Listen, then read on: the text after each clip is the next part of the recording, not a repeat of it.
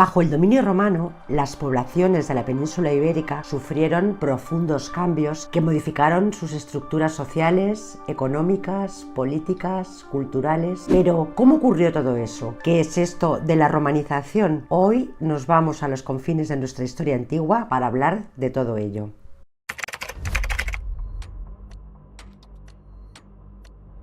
Antes de abordar la romanización, vayamos un poco hacia atrás. Concretamente, nos situamos en el año 237 a.C., cuando una familia de cartagineses de apellido Barca y al mando de Amílcar desembarcó en Gades. Los púnicos, es decir, los fenicios de Cartago, inician la conquista de la península ibérica, conocida entonces como Iberia. Los cartagineses avanzan por la península desde el sur, ganando terreno, hasta que llegan a un lugar estratégico, Sagunto, una ciudad ibérica con un magnífico puerto que mantenía intensas actividades económicas con los griegos y que también había entrado en contacto con Roma. Roma y Cartago eran feroces enemigos. Ambos luchaban por el dominio en el Mediterráneo y ya se habían enfrentado en alguna ocasión. Roma tenía un acuerdo con los cartagineses, un tratado, el llamado Tratado del Ebro, según el cual el río Ebro marcaba la frontera para las aspiraciones de Cartago en la península ibérica, es decir, se prohibía a los cartagineses atravesar el río en armas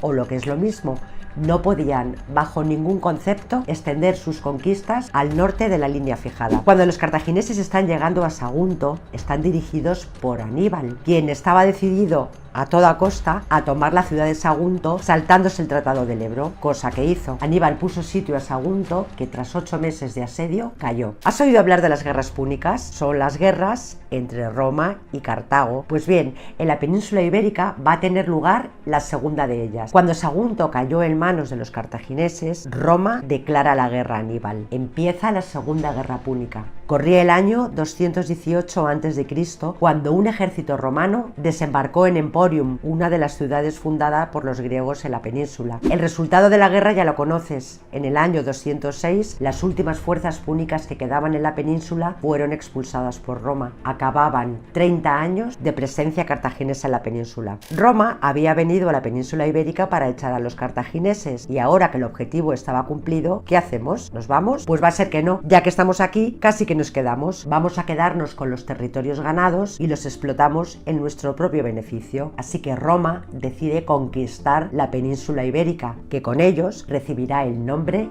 de Hispania. Roma llega a Hispania para quedarse. Lo cierto es que la conquista de Hispania no va a ser un paseo para Roma. Casi 200 años duró la conquista, hasta que en el año 19 a.C., con la Pax Augusta, los pueblos peninsulares se integran definitiva y totalmente en la macroestructura del Imperio Romano, e Hispania se convierte en una de las provincias más prósperas del imperio. Hispania entera quedará romanizada. Enseguida vamos con la romanización, pero antes, y por si es la primera vez que me ves por aquí, déjame que me presente. Soy Mercedes de la Cierva, cofundadora de Discendo, desde donde nos dedicamos a difundir la historia y la cultura. Este es uno de los canales que utilizamos para ello, así que si te gusta lo que estás viendo, suscríbete y ayúdanos a seguir difundiendo la historia. Como la que te estamos contando hoy, la de la romanización, a la que nos vamos ya inmediatamente. Cuando terminó la conquista de Hispania, la romanización estaba en marcha, pero digamos que en desigual grado según qué partes. No toda la península estaba igualmente romanizada. Poco a poco, Hispania se va romanizando en un proceso que acabará afectando a todos los aspectos de las vidas de aquellos que van siendo romanizados. Los territorios conquistados se van transformando en todos los sentidos. Algunas de las claves del éxito de esa romanización fueron la unificación política del territorio, la imposición de la ley romana y la participación de las élites locales en el proceso. Élites que gobiernan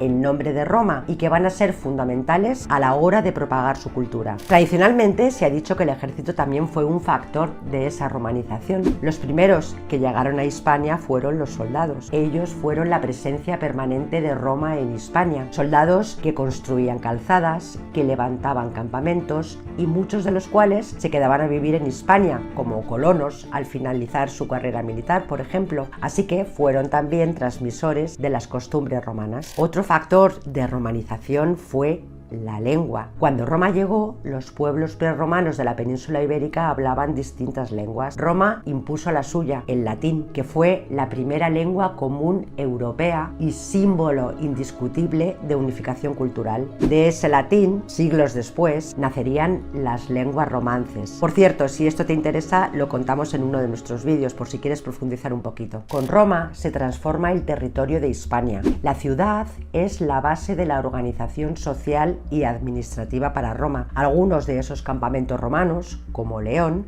se convierten en ciudades, y lo mismo ocurre con algunas de las ciudades indígenas que acaban transformándose en municipios romanos, y por supuesto se crean también nuevas ciudades a imagen y semejanza de Roma. El urbanismo cambia, imponiéndose un nuevo modelo de ciudad en el que irrumpe un nuevo tipo de arte, el arte romano. Los territorios que iban siendo conquistados necesitaban una amplia red de vías terrestres para estar comunicados. Empiezan a construirse las calzadas romanas, una red viaria formidable que conectaba las grandes ciudades. A través de las calzadas, la romanización avanza. Aunque Roma fue tolerante con las religiones de los pueblos conquistados, trajeron la suya propia. Los templos dedicados a los dioses romanos proliferan en la península ibérica. Roma explotó todos los recursos naturales de Hispania, que por cierto eran muchos: agrícolas, pesqueros y sobre todo mineros. Es cierto que estos recursos ya habían sido explotados por los pobladores de Hispania, pero con Roma se intensificará. La explotación de los metales bajo el dominio de Roma convirtió a Hispania en el distrito minero más importante del imperio. Y así, poco a poco, Hispania entera se va romanizando. Con todo esto, ya podemos dar respuesta al título de este vídeo, ¿verdad? ¿Qué es la romanización? Según el diccionario, romanizar significa propagar la civilización, la lengua, las leyes y las costumbres de Roma. La romanización es, en definitiva, la transformación total de las estructuras económicas, políticas e ideológicas de las poblaciones prerromanas, con el resultado de la implantación total de las estructuras romanas, su organización política, su legislación,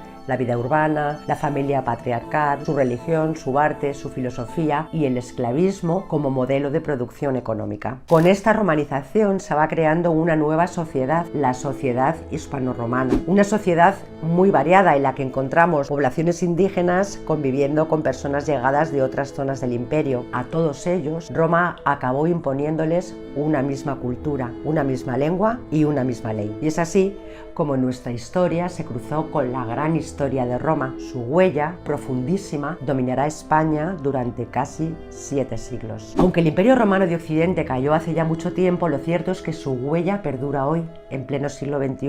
Solo tienes que fijarte un poco, hazlo y te darás cuenta de hasta qué punto somos Roma. ¿Estás de acuerdo o crees que esto que digo está pasado de moda? Piénsalo.